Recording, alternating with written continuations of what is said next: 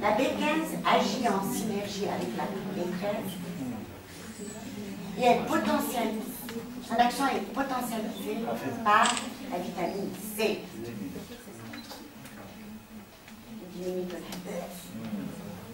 Ah oui, d'accord, ça nous a aidé la suite. D'accord.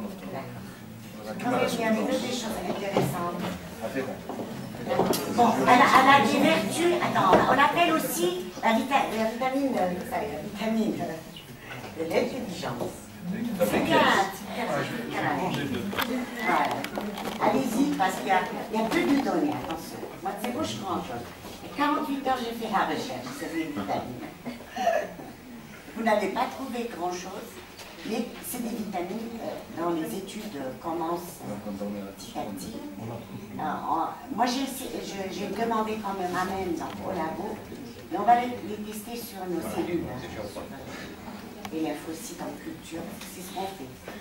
On a déjà testé le NADH, on a testé la vitamine C, le complexe de vitamine B aussi, et on voit comment réagissent ces cellules.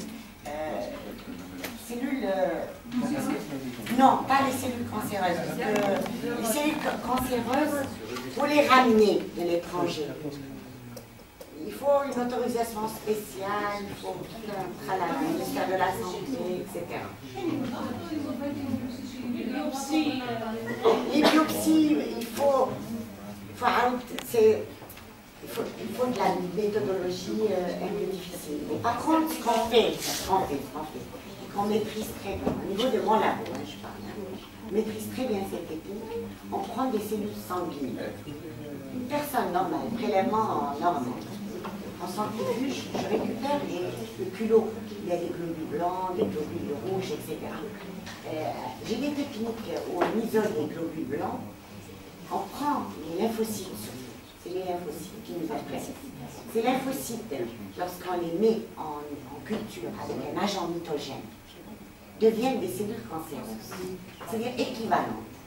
Donc, si vous voulez, on crée ces cellules cancéreuses sans pour que cela devienne dangereux, ni pour le milieu, environnement, ni rien du tout, parce que vous comprenez.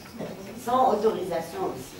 Donc, on est dans un milieu où on crée des cellules qui vont se multiplier. Alors, ces cellules, une fois en contact de l'agent mitogène, vont se reproduire sans cesse. Donc, on peut travailler sur 4 jours avec ces cellules en culture. C'est exactement comme si on avait des cellules cancéreuses. Alors, les met en culture dans un milieu de culture approprié, c'est le milieu RPMI, qui est très riche en minéraux, etc. Et on peut l'enrichir particulièrement. Donc, je peux ajouter de la vitamine C, je peux ajouter le NADH, je peux ajouter la vitamine 13, la vitamine 15. C'est ce que nous allons faire, Inch'Allah. On aura un peu plus de détails sur les effets de ces vitamines. Mais c'est du in vitro.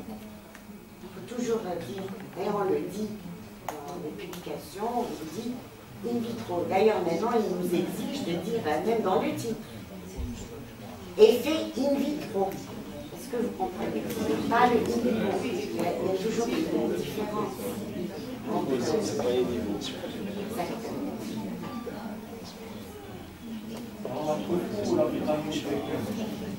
Voilà, les sources, voilà, les sources alimentaires. Manger des amandes.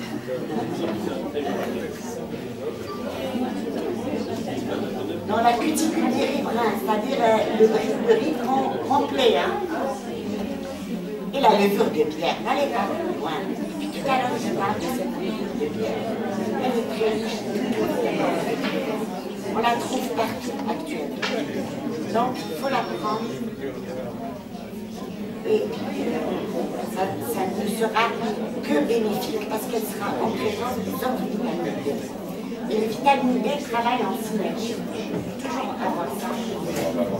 Pardon, il y a aussi les grains de lin, très riches en vitamine B et surtout les lins, c'est en oméga 3.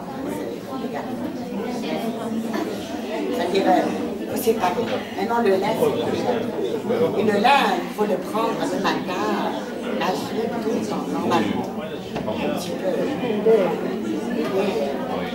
soit en grain, soit en poudre. C'est comme voilà, en poudre c'est mieux.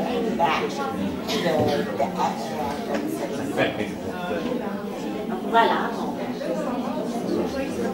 Alors, utilisation thérapeutique de la médication, c'est surtout pour une cure de détoxification et anti-fatigue. Quand on est fatigué, finalement, c'est la levure de bière qui est. Voilà. Voilà. On arrête ici.